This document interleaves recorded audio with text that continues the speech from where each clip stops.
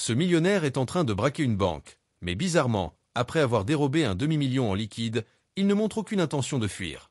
Il semble délibérément gagner du temps, engageant une petite conversation avec le directeur de la banque, discutant de tout et de rien.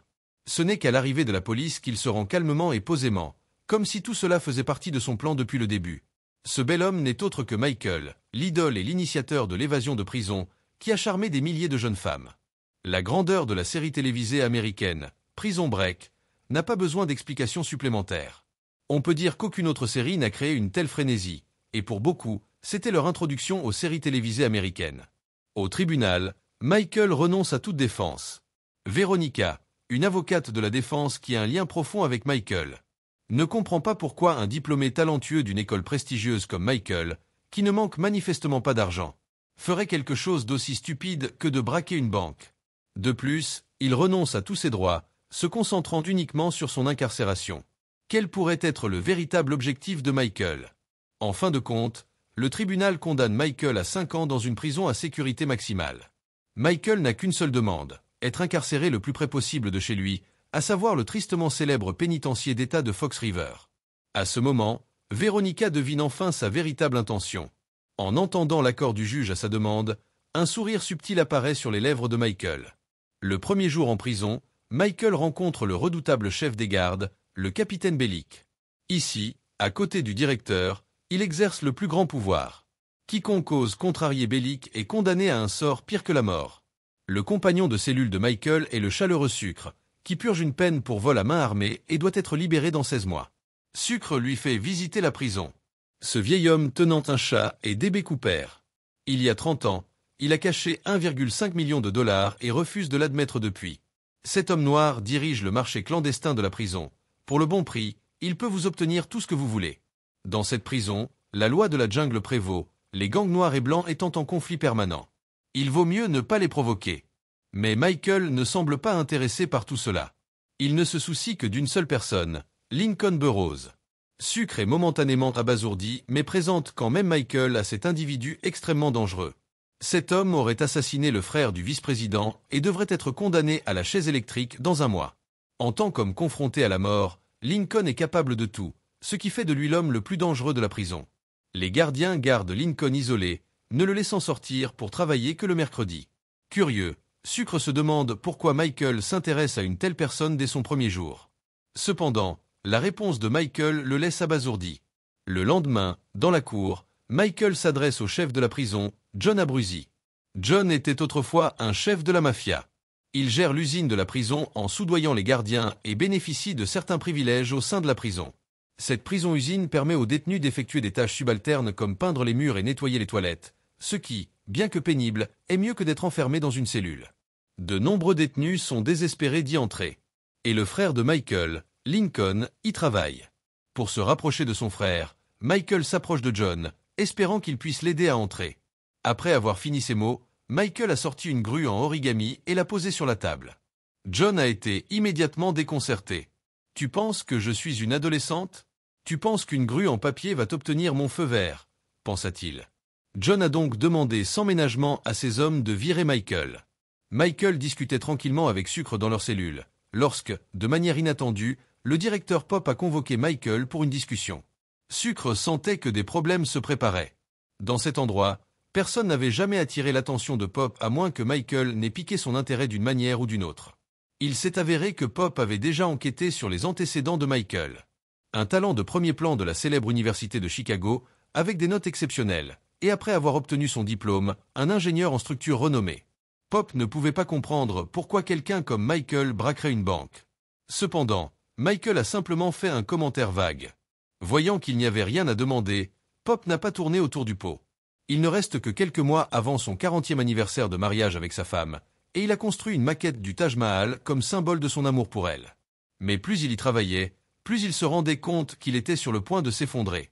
Normalement, s'attirer les faveurs de Pop était une chose sur laquelle les détenus et les gardiens se précipiteraient, mais Michael a catégoriquement refusé. Il avait des choses plus importantes à faire et ne perdrait pas son temps là-dessus.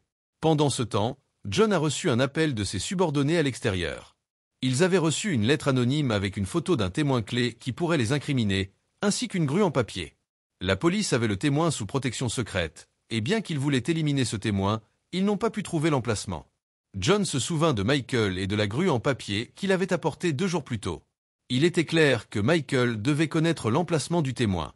John alla immédiatement le chercher, mais Michael n'allait pas divulguer quoi que ce soit facilement. Une bagarre éclata entre eux. Dans un tel endroit, il n'y a pas de légitime défense. Toute riposte conduirait à l'isolement. John commençait également à paniquer.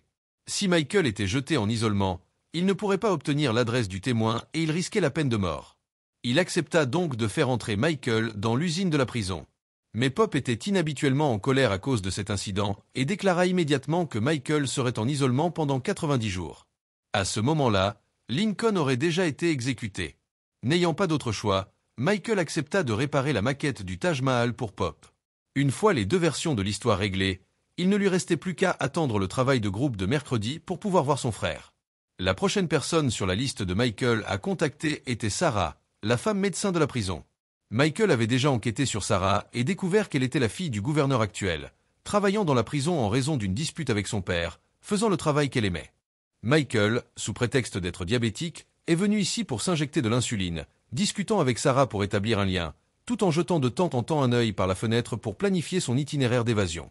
Le problème était qu'il n'était pas réellement diabétique, et les injections excessives d'insuline faisaient trembler ses mains de manière incontrôlable.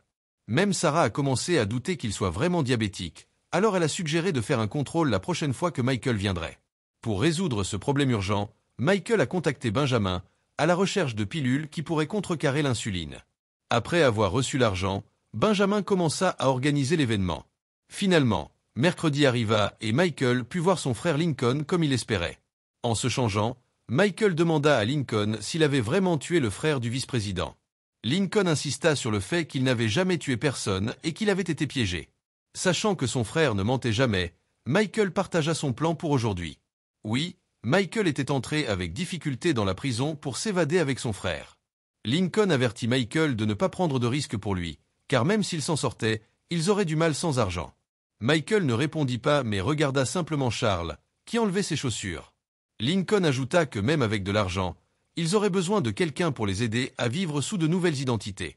Mais s'échapper d'une prison de niveau 1 de haute sécurité n'était pas aussi simple que d'en parler. Par coïncidence, la prison avait subi des rénovations il y a quelques années et l'entreprise contractante était l'employeur de Michael. Par conséquent, Michael connaissait très bien tous les schémas de planification et de structure de la prison. Mais comment pouvait-il connaître tous les recoins d'une prison aussi immense? Ce n'était pas un problème pour lui. 2 mois avant d'entrer en prison, il avait caché tous les plans d'accès dans ses tatouages.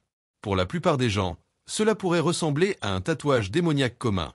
Mais si vous le regardez pendant quelques secondes, vous vous rendrez compte que le tatouage cache en fait un plan complexe de prison. Et c'était la clé du plan d'évasion de Michael. Connaissant chaque partie de la structure de la prison, l'étape suivante consistait à acquérir les outils nécessaires à l'évasion. Michael sortit un miroir reflétant une série de lettres anglaises inversées, qu'il copia sur une feuille de papier. Pendant le temps passé dans la cour, il explora furtivement quelque chose sur un banc. Lorsqu'il trouva un boulon d'un modèle spécifique, Michael s'arrêta enfin. Il avait enquêté avant d'entrer en prison et avait découvert que le matériau et le diamètre de ce type de boulon étaient parfaits pour en faire un outil essentiel pour l'évasion. Et ces boulons étaient utilisés sur les bancs de la cour. Michael sortit une pièce et commença calmement son opération. Juste à ce moment-là, le tueur psychopathe détesté et amoureux T-Bag, accompagné de ses complices, s'est approché de lui de front. Il s'est avéré que Michael était assis sur le territoire de T-Bag. Mais au lieu de dire à Michael de se lever, T-Bag le regarda avec envie et lui dit « Si tu tiens ma poche, je te garantis que personne dans cette prison n'osera te déranger. » Mais Michael le repoussa fermement, ce qui rendit T-Bag complètement furieux.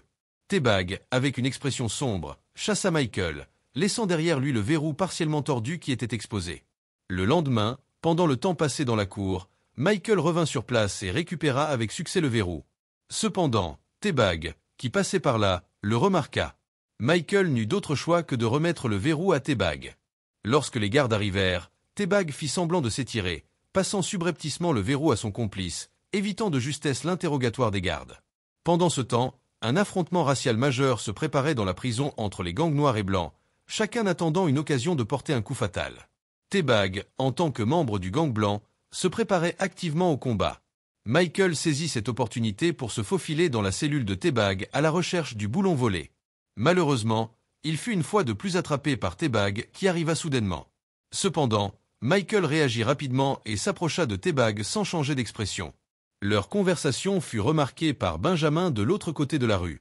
Il avait toujours pensé que Michael était neutre, c'est pourquoi il accepta de l'aider à obtenir le médicament.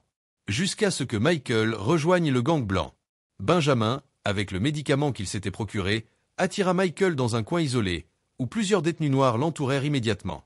Malgré les explications de Michael, Benjamin refusa de le croire. « Puisque tu as rejoint l'ennemi, tu peux oublier d'obtenir le médicament que j'ai obtenu pour toi. » Maintenant, Michael était complètement condamné. Non seulement il n'avait pas obtenu les boulons, mais il avait perdu le médicament qui lui arrivait. Michael, habituellement calme et serein, ne put s'empêcher de ressentir une vague de colère. Même le plan le plus parfait peut être ruiné par le facteur le plus incontrôlable, les gens. De retour dans sa cellule, Michael réfléchissait à sa prochaine action quand soudain, un avertissement de compter les détenus retentit en bas. À ce moment-là, un détenu blanc sortit de la file d'attente contre les instructions. Michael savait que c'était le signal du début de la guerre raciale. Comme prévu, les détenus se précipitèrent et commencèrent à se battre. L'innocent Michael fut jeté dans les escaliers dans le chaos. Pendant la tourmente, le complice de T-Bag se précipita vers Michael. Il était agacé par le beau Michael depuis un certain temps, craignant que sa position dans le cœur de T-Bag soit menacée. Il ramassa le verrou et poignarda violemment Michael. Mais le plus petit homme n'était pas de taille face à Michael. Michael le maîtrisa et retira le verrou. Au moment où le complice se préparait à attaquer à nouveau, un détenu noir se tenait devant lui. Le complice tomba dans les bras de Michael, et cette scène fut à nouveau vue par T-Bag. Pensant que c'était Michael qui avait agi vicieusement, T-Bag avança, prêt à le tuer. Michael n'eut pas le temps de s'expliquer alors qu'il s'échappa précipitamment vers sa cellule au milieu des bombes fumigènes lancées par les gardes. Bien qu'il ait finalement le verrou en main, il avait maintenant complètement offensé T-Bag.